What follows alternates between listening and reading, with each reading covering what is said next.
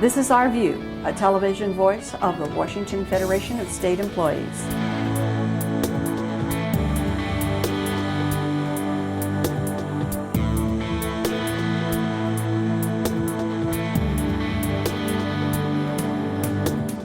The 2011 session of the Washington State Legislature is now history. It was the session of dealing with a deficit, and while it was a battle every day to hold on to the state services, in many ways the Federation kept many public services intact. Well, there's no question that we're in probably the second Great Depression, and it is very difficult in the state budget. I think the union has made a huge difference in this session despite all the deficits. We made a big difference in a number of pieces of legislation regarding the residential rehabilitation centers in the DD world. The legislature was talking about closing any number of those facilities. We limited that to one facility by next December. There were many merger bills that we didn't think really made much sense in state government. All of those died except for one. We limited the impact of that particular one, and I don't think it'll work in the future very well, so we'll be back to address that in future sessions. So, there were not any huge positive gains, but I would say the union made a huge difference in limiting a lot of the collateral damage. The membership turned out like last year, but even more so this year. Members were on the campus every day. We're in the galleries, we're at the doors. Members made a huge difference, and legislators see that. They see green shirts and they know that their constituents are out there and their constituents care. And I think we had the highest turnout ever in history of the Federation at hearings and at the doors that I've ever seen. Workers' Memorial Day was commemorated at Western State Hospital with the acknowledgement that over 300 assaults on workers has occurred over the past year. The patients are sick and many do not know what they are doing, but management could provide a safer environment for those who work there. This memorial represents 313 reported assaults. We demand a culture of safety in this place. We demand respect for the sacrifice so many have made here. We honor that sacrifice. We honor this work. We honor the 313 who have been injured here and across this state. It's a dangerous job we do. Caring for the mentally ill is, for many of us, our life's work. We love our jobs. We need to be able to perform our work in a safety-conscious environment. There are changes that need to be made. So we demand a culture of safety in this place.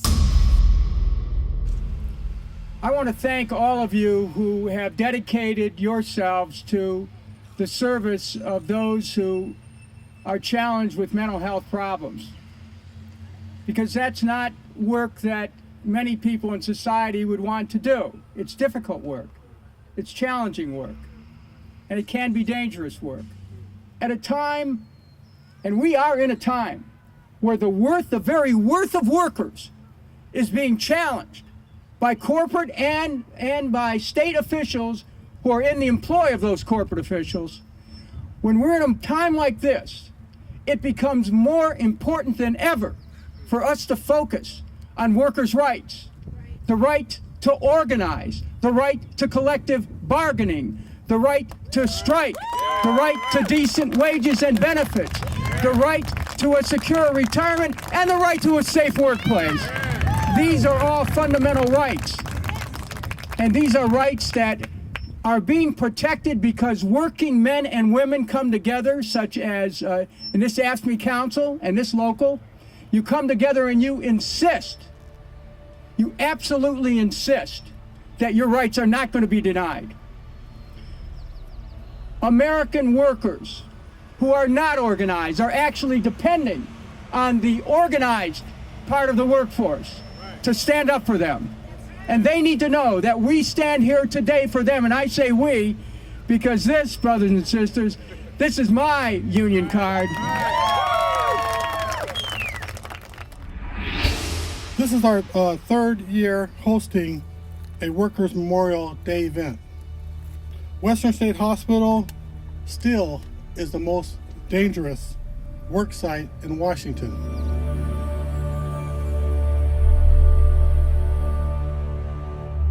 The Coalition for Labor Union Women recently held their awards banquet in Seattle.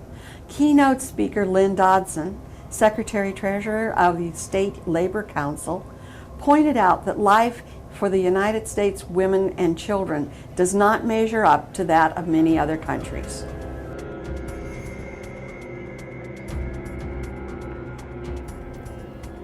The international nonprofit Save the Children recently posted their rankings of the well-being of women and children around the world. The highest ranking countries have many things in common. Men and women earn nearly equal wages. Women are heavily involved in government and public policy. Education is accessible and affordable. And mothers have many years of formal schooling. Women's lifespans are longer, and when they give birth, they're attended by qualified medical personnel. They're unlikely to die in childbirth or from a pregnancy-related condition. The United States is ranked 31 out of the 43 most developed nations. 31. That's because, primarily, 1 out of every 2,000 women in the United States, this wealthy country, will die from a pregnancy-related cause. In Greece, the rate is 15 times better. Italy, France, Ireland, all better. In Greece, only 1 woman out of 31,800 will die in pregnancy or childbirth, compared to 1 in 2,000 in the United States. Access to health care, obviously, is a primary reason for the discrepancy. Our child mortality rate is higher, too, with 8 out of 1,000 children dying before their 5th birthday. Young children in Singapore, Latvia, Slovenia, Luxembourg, and 35 other countries have a better chance than they do here. We have fewer children percentage-wise enrolled in preschool, fewer women in politics, no nationally guaranteed paid maternity leave policy, and a greater gap between men's and women's incomes. Mothers, and indeed all women, are better off in many other countries. Oregon Tradeswomen Incorporated just held their annual career fair in Portland. It was to show young women that they have a better future working in trades with a union job.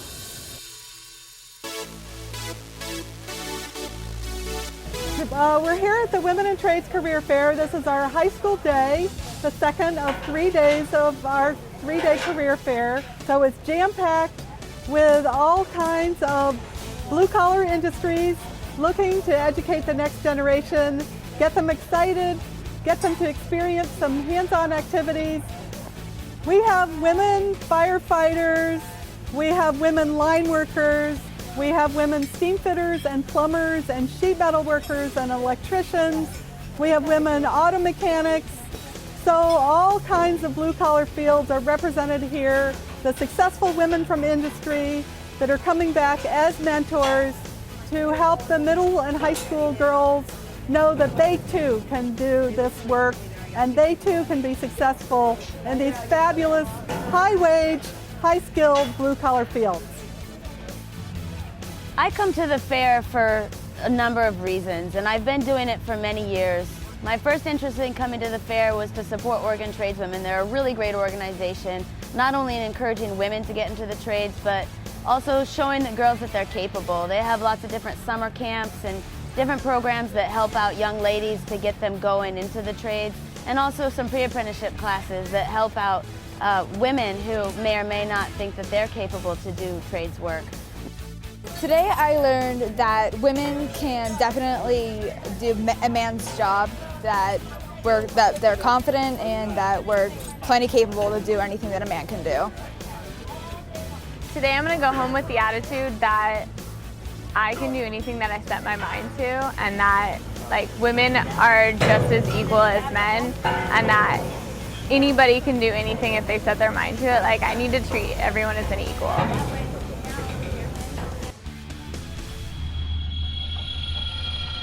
The founding of a union 75 years ago in Seattle is this month's Labor History feature with Ross Reeder.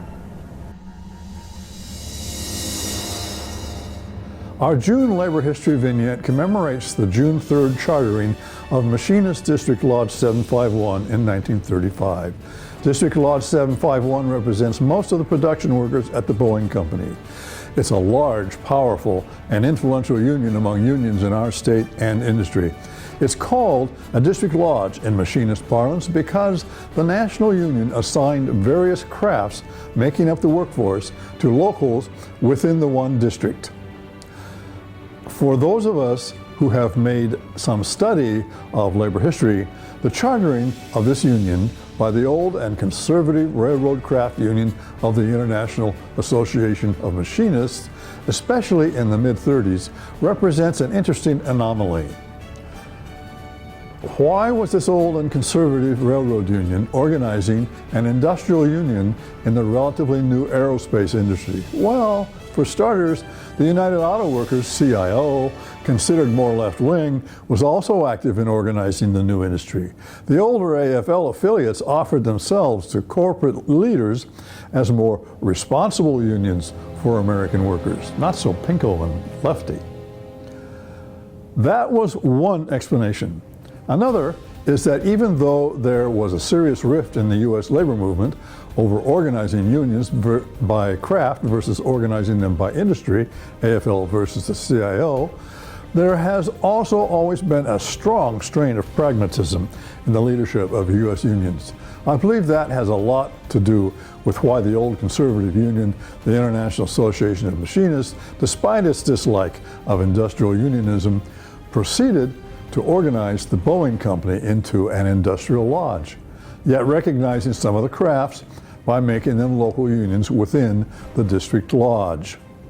Years ago, an acquaintance described, quote, vulgar pragmatism, close quote, as an essential American characteristic. It brings a smile to me at the long-term friendly results for workers that such a pragmatism has wrought.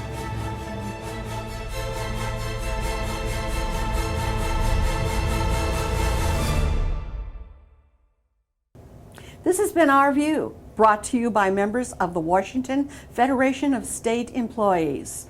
We remind you, when you accept a paycheck for your hard work, you don't give up your rights. Thank you for watching.